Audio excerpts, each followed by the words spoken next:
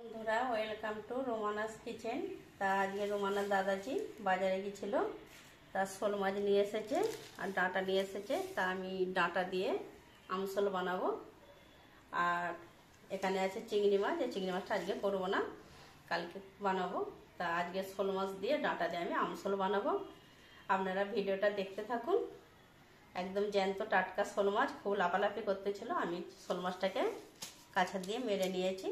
টাটকা শোল মাছ দেখতেই পাচ্ছেন, 500 ওজন আছে। তা আমাদের অল্প লোক, সেই জন্য ছোটোখাটোই মাছ কিনে নিয়ে এসেছে। বেছে নেব। আপনারা ভিডিওটা প্রথম থেকে শেষ পর্যন্ত দেখতে থাকবেন।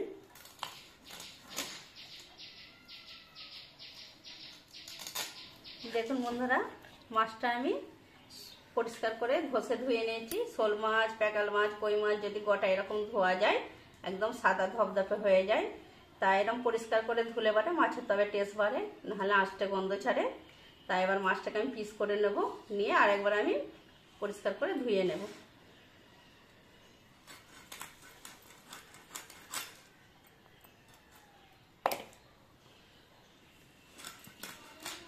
এই সাইজের পিস করে নিয়েছি।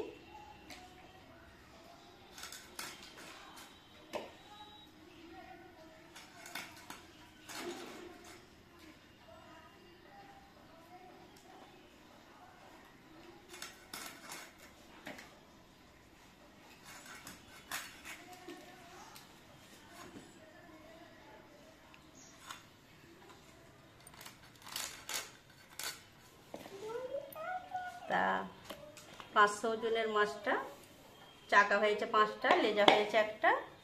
তা মুড়োটাকে আমি কেটে নেবো, তবে তেল মশলাটা ভালোভাবে ভেতরে ঢুকে যাবে, তাহলে মাছটা খেতে আরও টেস্ট লাগবে। এইভাবে আমি কেটে নিয়েছি, আর একবার আমি ধুয়ে নেব। ডাঁটা কে দিয়ে গেল মা? এই যে পাশের বাড়ির বৌমা দিয়ে গেল টাটকা ডাঁটা গাছে।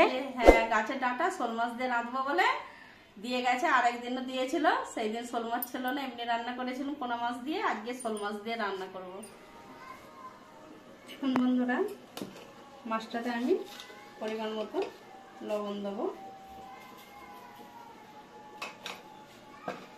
আমি হলুদ দেব 1 চামচ। ভালো করে মাছটা আমি মাখিয়ে নেব। তা বন্ধুরা, শোল মাছের তো আমি ডাঁটা দিয়ে আমশোল বানাচ্ছি। তা আরেকদিন আমি শোল মাছের কাবাব বানাবো। বড় শোল মাছ পেলে নিয়ে আসলে সেই ভিডিওটাও আপনাদের দেখাবো। তা আমি এটা ডাঁটা দিয়েই বানাচ্ছি। আপনারা ভিডিওটা প্রথম থেকে শেষ পর্যন্ত দেখতে থাকুন।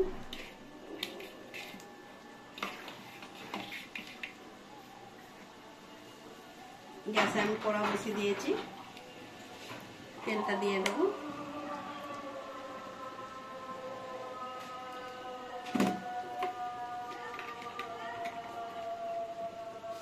তেলটা একটু গরম হবে, একটু সময় লাগবে। গরম হয়ে গেছে, মাছগুলো আমি ভেজে নেব।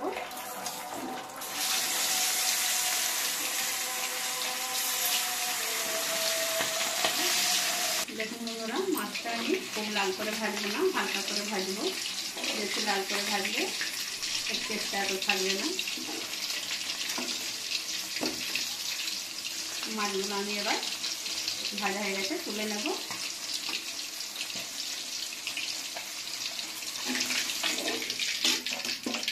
দেখুন বন্ধুরা, আমি মাছের তেলে একটু অল্প করে পেঁয়াজ দিয়ে দেবো আগে। পেঁয়াজটাকে লাল করে নেব।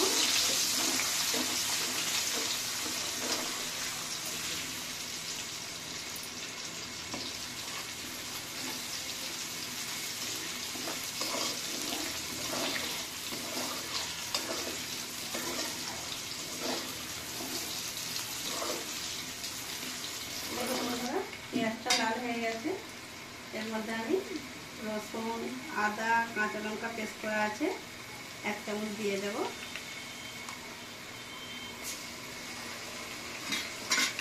এটাকে একটু আমি নাড়াচাড়া করে নেব।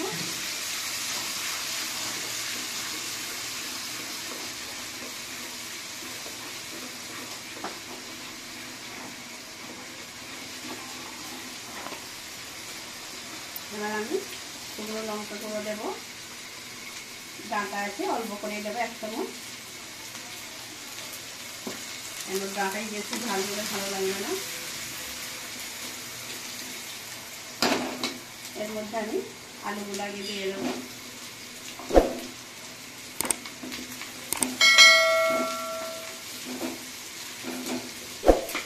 আলুগুলো একটু মশলার সাথে কষিয়ে নেব।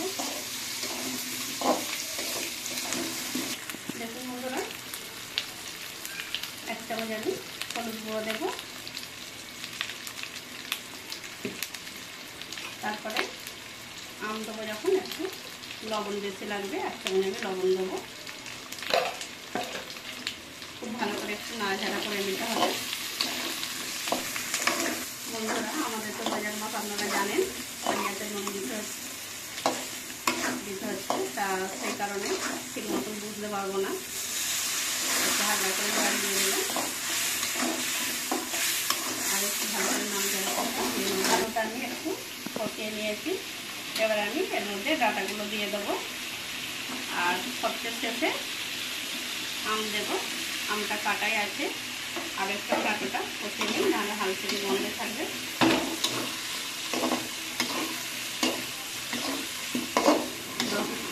দশ মিনিট হয়ে গেছে, তা আমি তরকারির ঢাকাটা খুলে নিচ্ছি। তরকারিটা তো হয়ে গেছে, এবার আমি গ্যাসটা বন্ধ করে তরকারিটা নামিয়ে নেবো। দেখুন বন্ধুরা, ডাঁটা আলু মশলা একসাথে কষা হয়ে গেছে।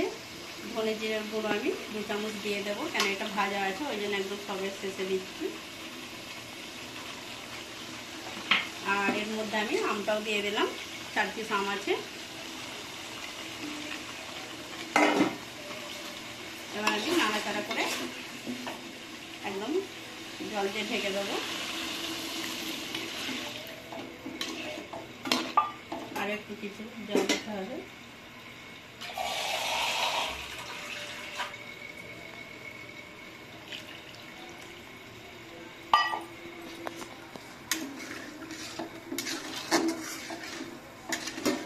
এবার আমি মাছগুলো দিয়ে দেবো।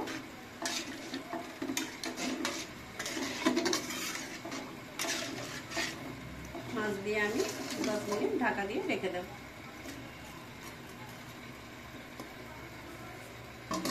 দেখুন বন্ধুরা, ডাঁটা দিয়ে আলু দিয়ে আমার আমসলটা বানানো হয়ে গেছে। আমার রেসিপি যদি আপনাদের ভালো লেগে থাকে, লাইক শেয়ার কমেন্ট করবেন। আমার চ্যানেলটিকে আপনারা একটু অবশ্যই সাবস্ক্রাইব করবেন। বন্ধুরা, আপনারাও এভাবে বাড়িতে বানিয়ে দেখুন, অসাধারণ খেতে।